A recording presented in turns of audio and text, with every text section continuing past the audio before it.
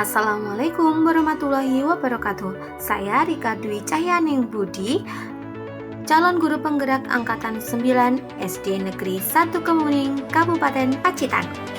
Berikut adalah video demonstrasi konseptual modul 1.3 visi guru penggerak. Sebagai seorang pendidik, saya mempunyai impian, yaitu mewujudkan siswa pembelajar sepanjang hayat yang mandiri dan berpikir kritis untuk menciptakan keselamatan dan kebahagiaan. Sebelum saya memasukkan dalam kanvas Bagja, saya membuat gambaran mental prakarsa perubahan. A. Awal atau aset.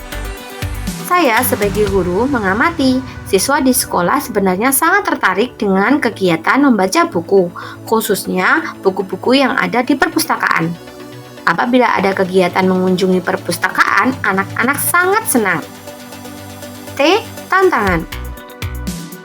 Mengaktifkan kembali dan mengoptimalkan kegiatan literasi melalui pembiasaan pojok baca karena efek dari pandemi COVID-19 yang mengakibatkan program gerakan literasi sekolah, salah satunya dengan penggunaan pojok baca, menjadi tidak aktif. A. Aksi. Membantu siswa untuk berlatih meningkatkan dimensi mandiri dan bernalar kritis. P. Pelajaran.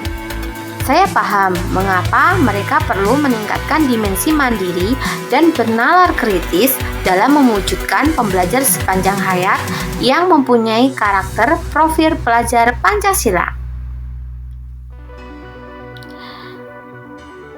Prakarsa perubahan yang saya tuangkan dalam kanvas Bagja.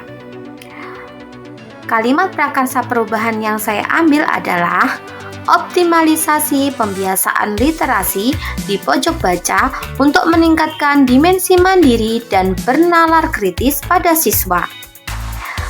B. Buat pertanyaan utama. Pertanyaannya adalah, apa yang harus saya lakukan untuk mengembangkan dan mengoptimalkan pembiasaan literasi di pojok baca yang dapat meningkatkan dimensi mandiri dan bernalar kritis pada siswa? Daftar tindakan atau penyelidikan yang perlu dilakukan untuk menjawab pertanyaan adalah: 1. Mengajak kepala sekolah, rekan guru, bertukar pikiran terkait pentingnya optimalisasi pembiasaan literasi di pojok baca untuk meningkatkan dimensi mandiri dan bernalar kritis pada siswa. 2. Membaca literatur mengenai kegiatan optimalisasi pembiasaan literasi di pojok baca yang dapat meningkatkan dimensi mandiri dan bernalar kritis pada siswa. 3. Melakukan refleksi diri.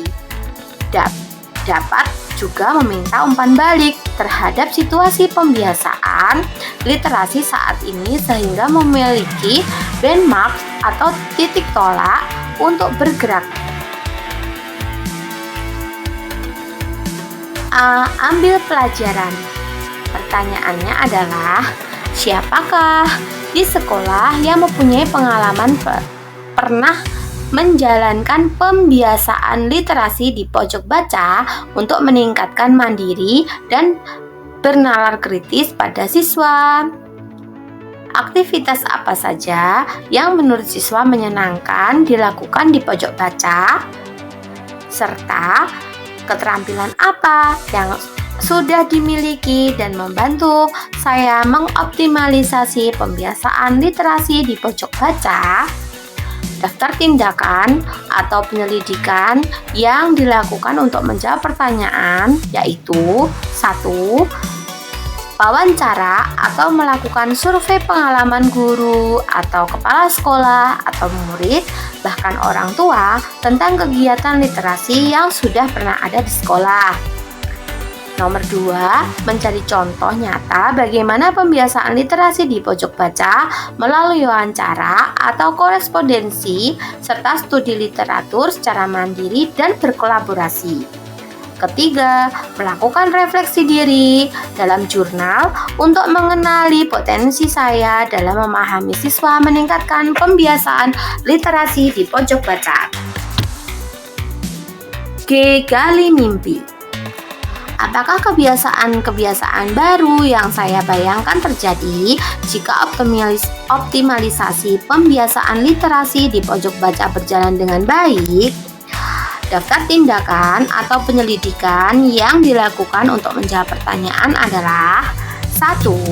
Melakukan kegiatan brainstorming dengan guru-guru untuk membayangkan situasi-situasi yang akan terjadi apabila kebiasaan-kebiasaan literasi di pojok baca berjalan dengan baik.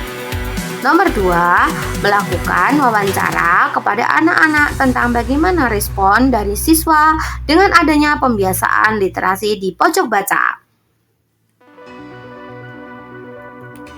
J. Jabarkan rencana. Pertanyaannya adalah: nomor 1, apa langkah paling sederhana atau langkah pertama yang dilakukan? Kemudian, apa tindakan-tindakan yang bisa mendukung optimalisasi pembiasaan literasi di pojok baca? Daftar tindakan penyelidikan yang dilakukan untuk menjawab pertanyaan adalah: A. Mengidentifikasi dan mengukur efektivitas serta efisiensi, kekuatan, atau potensi tindakan yang paling sederhana dan dapat dilakukan sejera mungkin. 2. Membuat daftar skala prioritas tindakan yang dapat dilakukan. 3. Berdialog bersama anak-anak tentang hal-hal baru atau terobosan apa yang bisa diwujudkan bila mereka diberi kebebasan untuk merancang pojok baca dan dikaitkan dengan bagaimana hal baru tersebut merupakan kontribusi positif untuk sekitarnya atau masyarakat. A. Atur eksekusi. Pertanyaannya adalah: siapa yang bisa mengarahkan dan memantau saya dalam mengoptimalisasikan pembiasaan literasi di pojok baca? Daftar tindakan penyelidikan yang perlu dilakukan untuk menjawab pertanyaan adalah: 1. Membuat daftar rekan guru atau kepala sekolah atau pengawas yang dapat mengobservasi kelas saya untuk mengidentifikasi hal-hal baru yang terjadi di kelas saya. 2. Membuat rubrik dan meminta masukan tentang indikator keberhasilan pembiasaan. 3. Menyusun rencana program atau kegiatan optimalisasi pembiasaan literasi di pojok baca dan mengumumkannya sehingga orang-orang bisa terlibat atau berperan dalam kegiatan tersebut. Terima kasih.